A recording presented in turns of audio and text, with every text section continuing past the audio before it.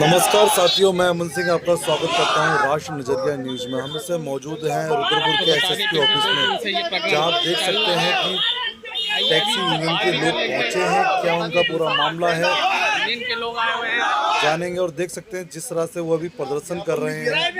और आपको बता दें कि कल भी कुछ टैक्सी यूनियन के लोग पहुंचे थे, कहीं ना कहीं उनका विरोध में आज ये लोग पहुंचे हैं। क्या कहना है जान लेते हैं।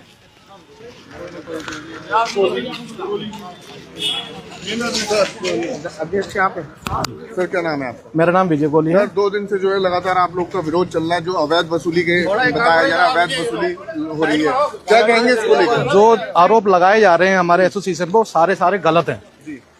हमारे पास सारे प्रूफ हैं, जो हमने सोसाइटी रजिस्टर्ड कराई है उसका नंबर है हमारे पास। ये रुद्रपुर से कराई है। देखिए, आप रजिस्ट्रेशन संख्या भी देख सकते हैं। अधिनियम रजिस्ट्रेशन क्या है और देख सकते हैं सारे प्रूफ जो है अपने दिखा रहे हैं। तो ये कोई फेक यूनियन नहीं है, ऐसा इन लोग का कहना है।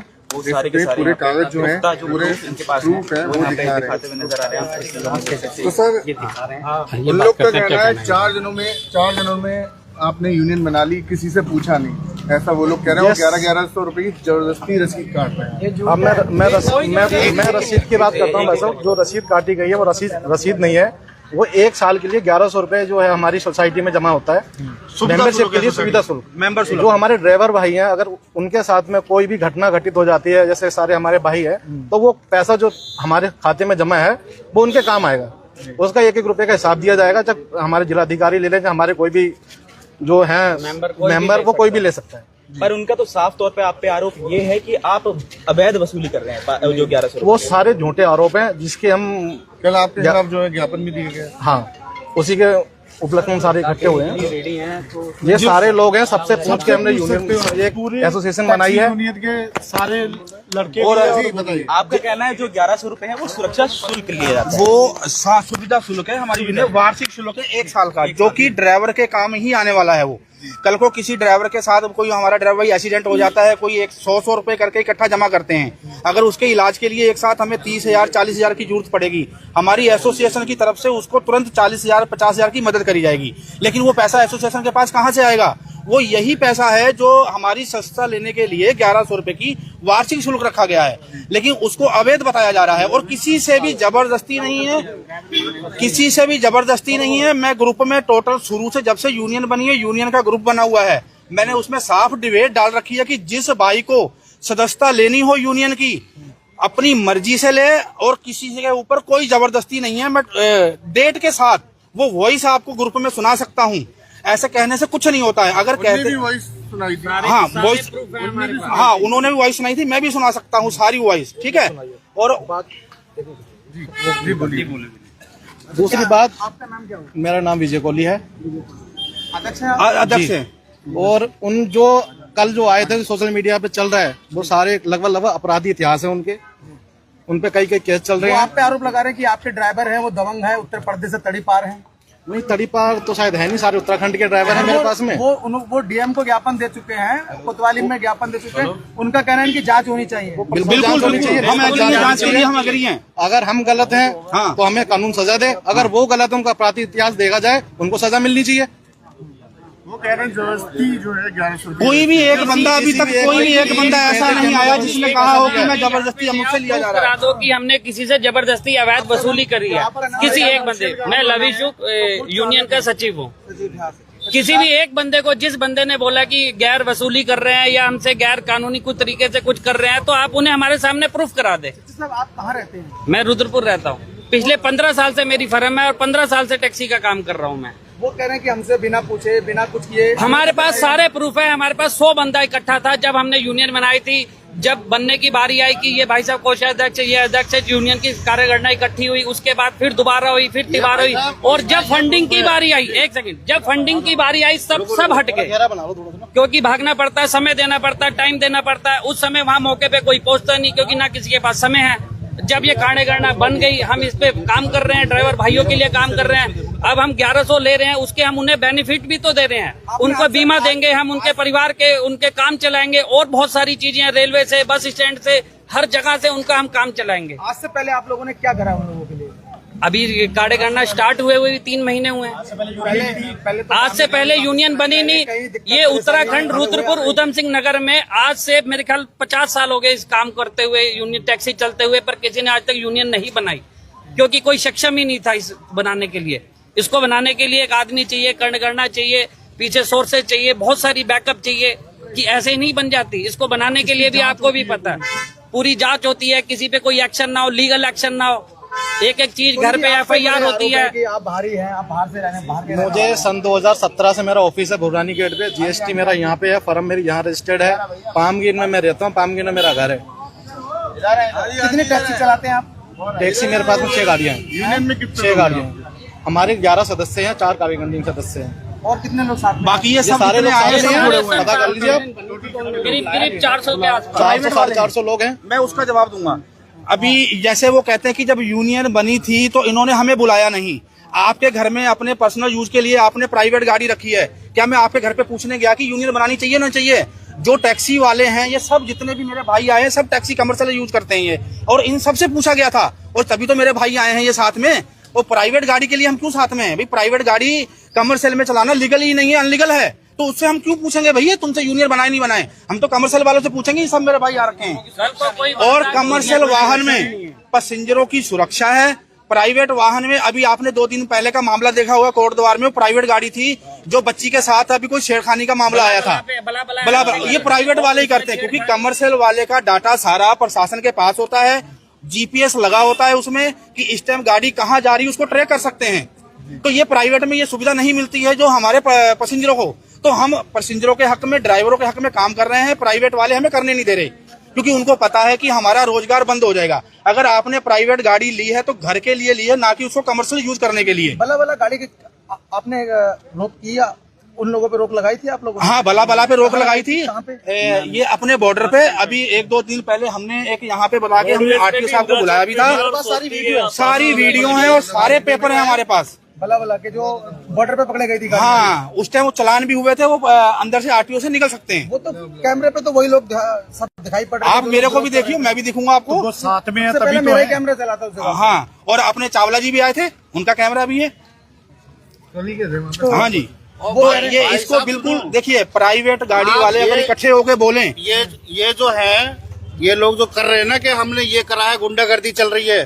पिछले 15 सालों से गंदी पार्क में भी मेरा ऑफिस था और पिछले 15 सालों में 7 बार हम इनको पैसा इकट्ठा करके दे चुके हैं, जिसमें ये लोग कहते थे हम गरीब आदमी, हम ड्राइवर हैं, हम 200-200 रुपए इकट्ठा करें, जबकि हमने 7 बार 1-1 दे चुका हूँ। आज तक उसका कोई हमारा रिफंडेबल नहीं है। उसकी यूनियन नहीं बना पाए, पैसे खा लिए गए। हम यूनियन के पूरा कर ही नहीं पाया, कभी नहीं कर पाए, आपस में लड़ जाते हैं आपस में। आप बताओ, किसी चीज की अगर हमने संस्था करनी है तो उसको आप 7 लोग 15 लोग दे सकते हैं ना। किसी का कोई आरोप नहीं होना चाहिए, किसी चीज का कोई मतलब उस पे कोर्ट केस नहीं होना चाहिए, तब जाके कोई मुकदमा नहीं होना चाहिए, तब जाके ये बनती है। क्रिमिनल लोग हैं, इनके पास मुकदमा ऑलरेडी से पहले मेरे नाम की तो खुली धमकी दी जा रही है। मेरा नाम है आशु शर्मा। मेरा आपने सबने देखा होगा, आपने न्यूज चलाई है कि मेरा क्रिमिनल इतिहास है या मेरे बारे में क्या क्या बोला जा रहा है। मेरी माँ बहन को गाली दी जा रही है, गाली गलौज चल रही है, तो मेरा भी चरित्र है। मेरे रिश्तेदारों को खून आ रहा है, मैं क्या जवाब दूंगा बताओ? तो आप किसी के पर्सनल चरित्र पे कैसे जा सकते हो? आप यूनियन के खिलाफ हो, आप यूनियन के बारे में बोलो ना कि आशु चोर है। आप मुझे एक साबित करके दिखा दो आशु चोर है। मैंने किसी के साथ गुंडागर्दी करी, किसी के साथ बेइज्जती करी? मेरी माँ का कल फोन आया, मेरी माँ रो रही थी। बताओ, इस तरीके से करना, मेरे रिश्तेदार यहाँ रहते हैं तो मेरे मान सम्मान का क्या है? आप एक यूनियन के खिलाफ है ना, यूनियन के बारे में बोलो। कितना गंदा और धमकाया जा रहा मुझे फोन कर करके। चोट पहुंचाने वाली ये लोग धमका रहे हैं। एक रिकॉर्डिंग में सुनाना चाहता हूँ, एक सेकंड एक रिकॉर्डिंग में सुनाना चाहता हूँ। ये देखिए कैसा गंदा बोल के करा जा रहा है। ये रिकॉर्डिंग आप सुनने के बाद खुद समझ में आ जाएगा।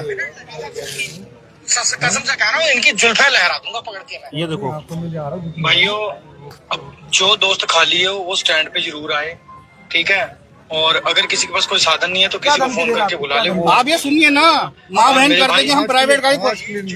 ये आप किसी भी कमरे में चलाइए।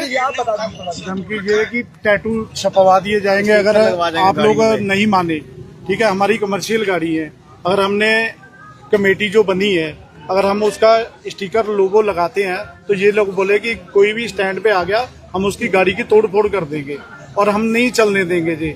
ये लोग हैं प्राइवेट वाले, हम लोग जितने इकट्ठे हुए हैं हमें कमर्शियल वाले, आप किसी की भी आप आरसी चेक कर सकते हैं। मेरे पास कमर्शियल वाहन है, मेरी खुद की गाड़ी है, मेरे नाम पे है और हमने सबूत आपको दिया, सारी गाड़ी खड़ी है, आप किसी गाड़ी का भी चेक कर लें, हमारे पास प्रूफ है कि मेरे नाम पे गाड़ी है। इन्होंने कोई प्रूफ नहीं दिया, सब प्राइवेट गाड़ी वाले प्रशासन से चेक करवा सकते हैं कि हम गलत है सही है। एक और मेरे बारे में बोल एक और आरोप है कि आप लोग कह रहे हैं 1100 के अलावा 500 रुपए और देने होंगे। आप जहाँ टैक्सी खड़ी हो रही है वहाँ पे बूथ, ये सब घटना गलत है। आप एक सबूत हमारे खिलाफ लाके दे दो, हमने किसी से कोई जबरदस्ती नहीं जो करी। बूथ है ना वो काम के लिए बनाया जाता है। अच्छा भैया, एक लास्ट बात ये है, मेरा लाइसेंस जो है ड्राइविंग लाइसेंस 1996 का है और तब से लेकर के 2025 आ गया। अब आके एक संगठन बना है यूनियन बनाना आर्टिकल 19 मौलिक अधिकार है। अगर बन गई है तो वो हमारा राइट है, यानी फंडामेंटल राइट भी नहीं है, फंडामेंटल राइट है, मौलिक अधिकार है और वो लीगल है और ये सरकारी दस्तावेजों को पूरा करके ही ये बनी है। भाई साहब उसमें ये भी चीज देखी जाएगी कि आपके साथ कितने लोग हैं, उनके साथ कितने लोग हैं। देख हाँ, तो आप लीजिए देखो ना, पूरी सर, भीड़ ऐसा है, भीड़ का कोई इंटेंशन नहीं होता, इंटेंशन लीडर का होता है ये बात। और आरोप,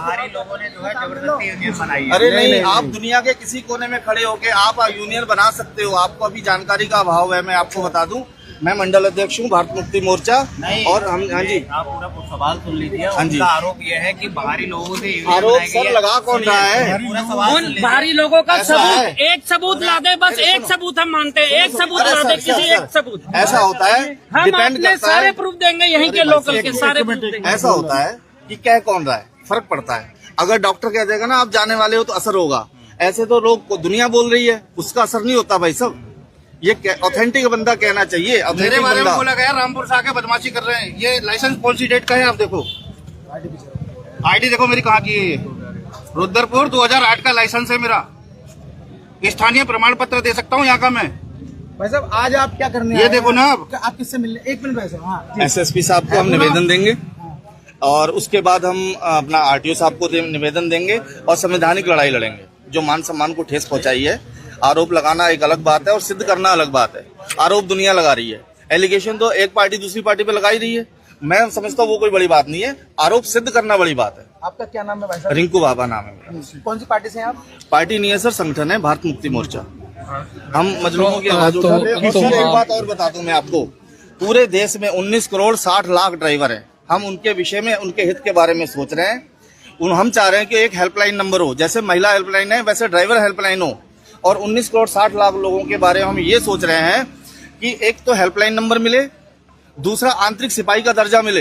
ये पूरे देश के लोगों में, हर स्टेट के यूनियन से हमारी बात चल रही है। ये कोई मामूली काम नहीं है, ये मामूली संगठन नहीं है। ये 80% ड्राइवर ओके होता है, 90% कस्टमर में भी कई बार दिक्कतें कुछ आ जाती हैं, तो उसके प्रॉब्लम में हम सॉर्ट आउट नहीं कर पाते कि हमारा कस्टमर ठीक है या ड्राइवर कोई आयोग नहीं है। शिकायत क्या करेगा ड्राइवर? अभी राजस्थान का ड्राइवर है, टांडा जंगल में खराब हो गया, किसको फोन करेगा? तो ये इंटरनेशनल इशू उठाने वाले लोग हैं, ये टांग खींचने वाले लोग हैं, फर्क इतना ही है। ऐसा क्यों लगता है आप पर ही क्यों आरोप वो लगा रहे हैं? और आरोप लगा रहे हैं तो ऐसा होता, स्वामी विवेकानंद ने कहा था, सुनिए भैया, स्वामी विवेकानंद ने कहा था पहले कोई नई चीज का मजाक बनता है, फिर विरोध होता है, फिर उसे स्वीकार कर लिया जाता है। तो ये हम दूसरी स्टेज पे चल रहे हैं, हमारा विरोध हो रहा है ये, और ये हमें कोई रोक नहीं सकता।